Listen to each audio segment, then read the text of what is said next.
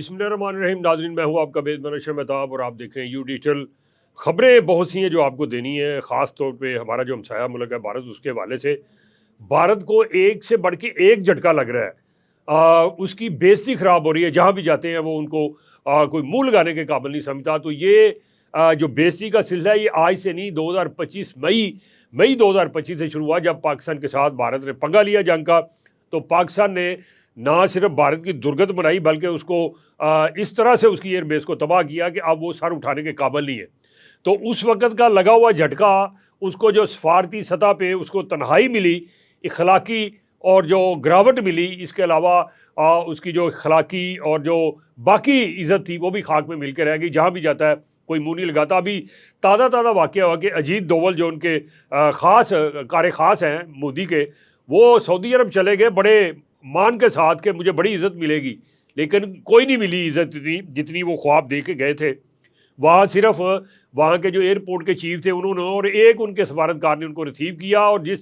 मकसद के लिए गए थे कोई पूरा नहीं हुआ। उन्होंने हाथ जोड़े और कहा वापस जाए आप, हमारा पाकिस्तान के साथ मुआहदा हो चुका है, अब हम पीछे नहीं हट सकते। और ये भी एक झटका था भारत के लिए कि मई 2025 के बाद पाकिस्तान का सऊदी अरब के साथ जो दिफाई मुआहदा हुआ, तो उससे भी भारत को सुबकी भी हुई और एक बड़ा झटका भी लगा। अब सबसे बड़ा झटका जो लगा है वो ये है कि जो राफेल तैयारे लेने थे उसने फ्रांस से, जो बाकी अभी लेने थे, जो ऑलरेडी एक लिए थे, उससे बेइज्जती हुई। और वो तैयारे जो थे, एक नहीं दो नहीं 4 राफेल तैयारे गिराए, और टोटल इनके जो हमने 7 तैयारे जंग के दौरान 6 मई को मार गिराए। जिसके बाद राफेल कंपनी की जो है वो कीमतें उसकी जो तैयारों की थी बहुत नीचे आ गई, उसको बहुत अरबों डॉलर का नुकसान हुआ। और उसके बाद जो मायदा रहता था, बाकी जो तैयारे रहते थे वो मांगे गए, तो उन्होंने कह दिया साहब के अभी नहीं है ना, यानी दूसरे लफ्जों में कह लें कि साफ इनकार हो गया।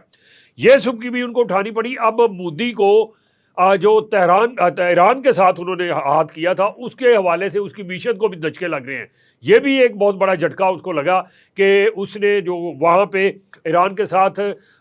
दोस्ती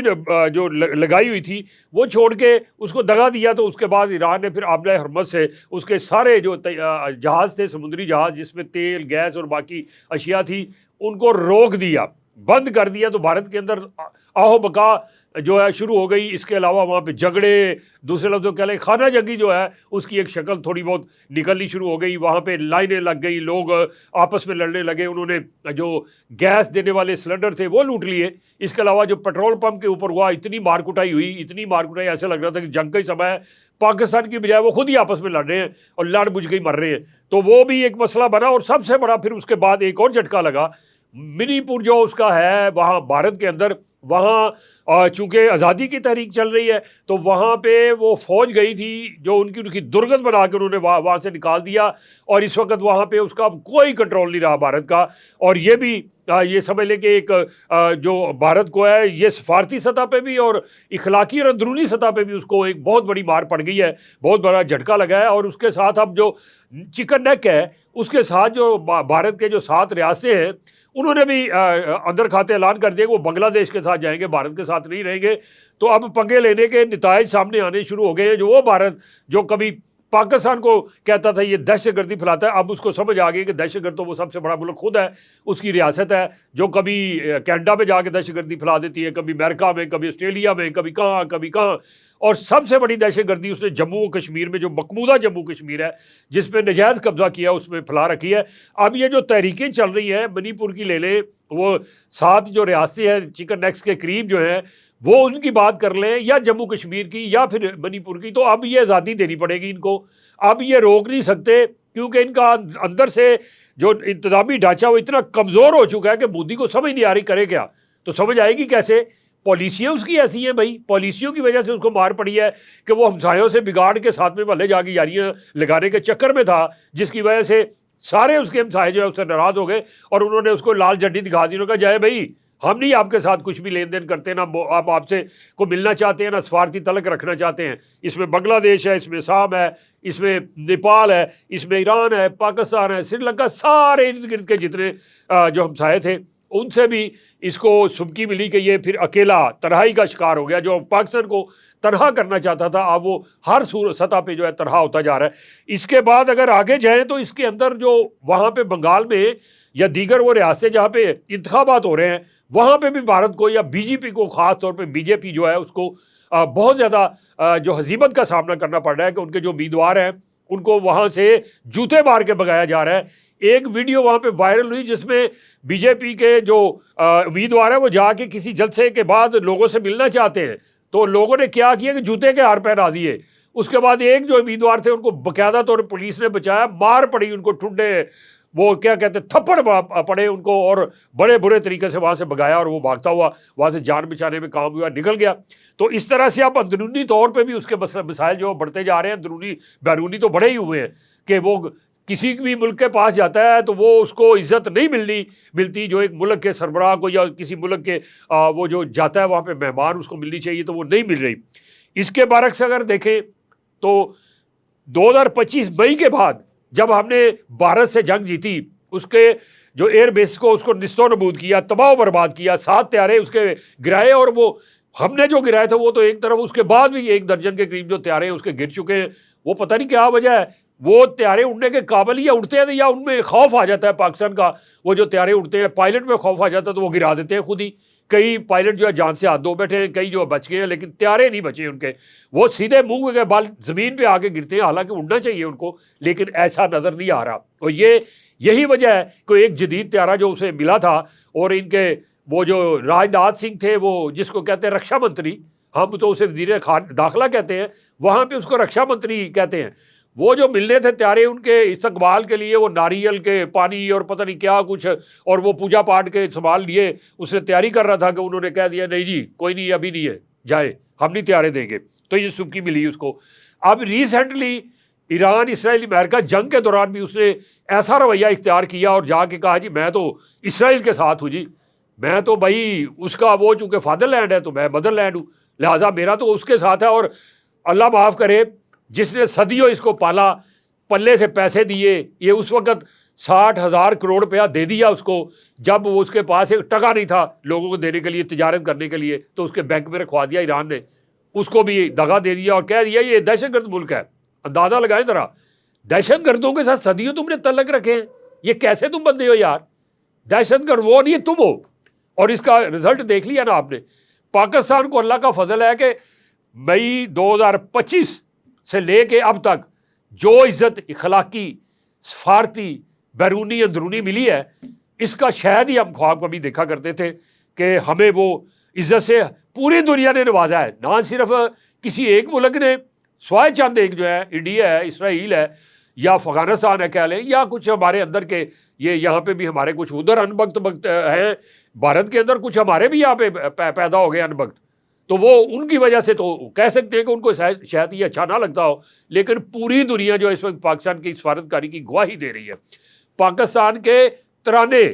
پاکستان کے لیے نغمے گائے جا رہے ہیں وہاں پہ۔ اب اس میں دیکھ لیں، چین کی بات کر لیں، ایران کی بات کر لیں، یو اے کی بات کر لیں، قطر کی کر لیں، سعودی عرب کی کر لیں، ترکیہ کی کر لیں، یا باقی ممالک کی کر لیں، تو ترانے بنا کے پاکستان کو خراج تحسین پیش کر رہے ہیں کہ بہت اچھا کام کر رہا ہے، اس نے اچھی سفارتکاری کی ہے، جنگ رکوا دی ہے، کروڑوں لوگوں کو بچا لیا ہے۔ اب وہ کروڑوں جانیں جو بچی ہیں اس حوالے سے بہت سے یورپی ممالک میں بیلٹ اینڈ پاکستان کے نعرے لگ رہے ہیں۔ واہ کیا کر دیا پاکستان نے، نعرے وہاں پہ لوگ جو ہے سب پاسپورٹ کی عزت کرنا شروع ہو گئے ہیں۔ ایئرپورٹ کے اوپر ہمارے پاسپورٹ لے کے جاتے ہیں لوگ جو ہیں تو ان کو عزت ملتی ہے، پاکستان زندہ باد کے نعرے لگتے ہیں، جیوے جیوے پاکستان کے نعرے لگتے ہیں۔ تو دوسری طرف آپ دیکھ لیں، اب وہ سرنڈر مودی جو ہے وہ بیچارہ منہ چھپاتا پھر رہا ہے، نہ وہ اپنے ملک کے اندر جو جہاں پہ ہو رہے ہیں اس کے انتخابات، وہاں پہ اس کا کوئی ڈھونگ کام آ رہا ہے، جو ڈھونگ چاہتا تھا وہ ایسے ہی اپنی عبادت گاہوں پہ حملے کروائے اور کہہ دیا جی یہ دیکھیں جی ہم پہ ظلم ہو گیا، یہ جو اقلیتیں انہوں نے حملے کر دی۔ بعد میں تفتیش ہوئی، پولیس نے دیکھا تو وہ سارے کے سارے ان وقت نکلے، وہ سارے کے سارے وہ باجوہ سرکار کے، بی جے پی کے، آر ایس ایس کے گنڈے نکلے، تو وہ بھی پھر اس کے بعد سبکی حاصل ہوئی۔ اور اب وہاں پہ ایسے ہی لگ رہا ہے کہ بڑی مشکل ہے کہ جو مودی ہے آنے والا جو الیکشن ہے وہ جیت سکے گا۔ یہ چھوٹے موٹے الیکشن تو اس نے جیت لیے، لیکن آنے والا الیکشن لگ نہیں رہا جیت سکے گا۔ ہمیں اب بھی ان کے جو ہے، جو ان کا میڈیا ہے خاص طور پہ، جو جھوٹ کے سوا کچھ کہتا ہی نہیں ہے، اتنے جھوٹ۔ جب جنگ ہوئی تو کہہ دیا جی پنڈی فتح کر لیا جی، وہاں کراچی میں فوجیں، جو لاہور کی بندرگاہ اس پہ قبضہ ہو گیا۔ بعد میں پتہ چلا کہ یار یہ تو وہ تو 200 اپنے فوجی ان کے جو ہے وہ جنم حاصل ہو گئے، انہوں نے قبضہ کیا کرنا تھا اور وہ ساری دنیا میں اس کی سبکی ہوئی، اور دنیا کے اندر اس کو کہا گیا کہ جھوٹا میڈیا ہے، اس کا میڈیا کی یعنی سچائی کسی صورت بھی کوئی قبول کرنے کو تیار نہیں ہے، کیونکہ یہ مارتا ہی جھوٹ ہے۔ اب بھی اسی صورت میں دیکھ لیں، ہم کوشش کر رہے ہیں کہ جانیں بچیں، قیمتی جانیں بچیں، کروڑوں لوگ جو ہیں اس وقت مشکلات کا شکار ہے، پورا یورپ سمیت ساری دنیا جو ہے اس وقت اس جنگ کی وجہ سے اس کی معاشی مشکلات جو ہے بڑھتی جا رہی ہیں۔ تیل کی قیمت کہاں پہ چلی گئی، گیس کی قیمت کہاں پہ چلی، باقی جو اشیاء خور و نوش ہے، تو کوشش پاکستان کی ہے کہ جلد سے جلد معاہدہ ہو جائے، جنگ رک جائے، تاکہ یہ دنیا میں امن آ جائے، اور اس کے بعد وہ دنیا جو ہے وہ دوبارہ سے جو مہنگائی ہے اس کے چنگل سے نکل جائے، اور جو مہنگائی کا سیلاب ہے اس سے بچ جائے۔ ہمیں یہ اکثر ان کا میڈیا جو ہے وہ جو ان کے 3-4 خاص طور پہ وہ ہیں اینکر ہیں، کوئی کہتا ہے کہ میں میجر ہوں اور وہ 5 سال فوج میں رہا اور باتیں کرتا ہے، پتہ نہیں کتنا کوئی اس کا 30 سال کا تجربہ ہوگا، یا پھر ان کا ایک وہ جو مچھڑ تھا ایک ہے ان کا جو جنرل ہے، وہ بھی اس کو دیکھ لیں، اب وہ کچھ راہ راست پہ آ گیا ہے۔ وہ اب کہتا ہے بھائی جب تک جو ہے نا سید حافظ عاصم منیر صاحب ہیں فیلڈ مارشل، جب تک پاکستان کے وہ سربراہ ہیں اپنی یعنی فوج کے، تو اس وقت تک ہم نہیں جیت سکتے، اور انشاءاللہ آئندہ بھی نہیں جیت سکو گے۔ وہ سربراہ ہیں، رہیں گے، آپ کا کچھ نہیں رہے گا۔ آپ کا جو اندر کے اندرونی حالات ہو گئے ہیں، جو خانہ جنگی شروع ہونے جا رہی ہے آپ کے اندر، جو وہاں پہ آپ نے پالیسیاں اپنائی ہیں اس کی وجہ سے وہاں پہ جو نقصانات ہو رہے ہیں، وہاں پہ جو معاشی ہے، آپ کی جو فیکٹریاں لاکھوں کی تعداد میں، ہوٹل فیکٹریاں کاروبار بند ہو گئے ہیں، کروڑوں کی تعداد میں لوگ بے روزگار ہو گئے ہیں، جو شہروں سے مائگریشن شروع ہو گئی ہے، یعنی ہجرت کر کے وہ گاؤں میں جانا شروع ہو گئے ہیں، اس سے آپ کی غربت میں جو آنے والے وقت میں اضافہ ہونے والا توبہ، وہ اس کا آپ اندازہ شاید نہیں کر سکتے، لیکن دنیا کر رہی ہے کہ اس کے بعد آپ کا کیا حال ہوگا۔ مودی کا آپ کو پتہ ہے نہ پہلے کسی کو آگا پیچھا پتہ تھا، نہ آپ پتہ ہے، اسی طرح اس کا جو فادر لینڈ ہے اس کا جو سربراہ ہے اس کا بھی کسی کو آگا پیچھا پتہ نہیں ہے۔ یعنی دوسرے لفظوں میں کہہ لیں کہ یہ دو اس طرح کی نسلیں ہیں کہ جو عجیب قسم کی ہیں، یعنی کہ ان کو دوسرے انسان ہی نہیں لگتے، صرف وہ اپنے آپ کو انسان سمجھتے ہیں، اور جب اس کو فادر لینڈ کو مار پڑی تو وہاں جب شروع ہوئی، رونا دھونا شروع ہوا، تو پھر ان کو احساس ہوا کہ جان کتنی عزیز ہوتی ہے۔ اس لیے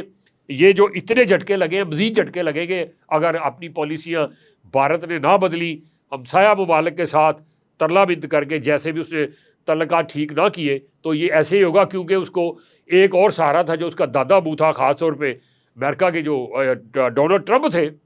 انہوں نے بھی جب یہ جنگ بندی ہو رہی تو اس نے کوشش کی، مودی نے اوپر سے اپنے فادر لینڈ سے ادھر سے یعنی سفارش ڈلوا کے کہ ساڈا بھی کوئی ناشا پا دیو، یعنی کہ انگلی کٹا کے شہیدوں میں نہ لکھوا دو، ہمارے بھی مذاکرات کے اندر کہیں نہ کہیں کوئی تھوڑی بہت رکھ دے۔ تو جب اس نے پھر ٹرمپ کو کال کی تو اس نے آگے سے شٹ اپ کال دی، اور اس کے بعد اس نے جو کہا انڈیا کے بارے میں، توبہ توبہ، کانوں کو ہاتھ لگانے کو جی چاہتا ہے کہ اس نے جس طرح سے درگت بنائی، کہا جی یہ انڈیا جو ہے یہ تو جہنم کا گڑھا ہے،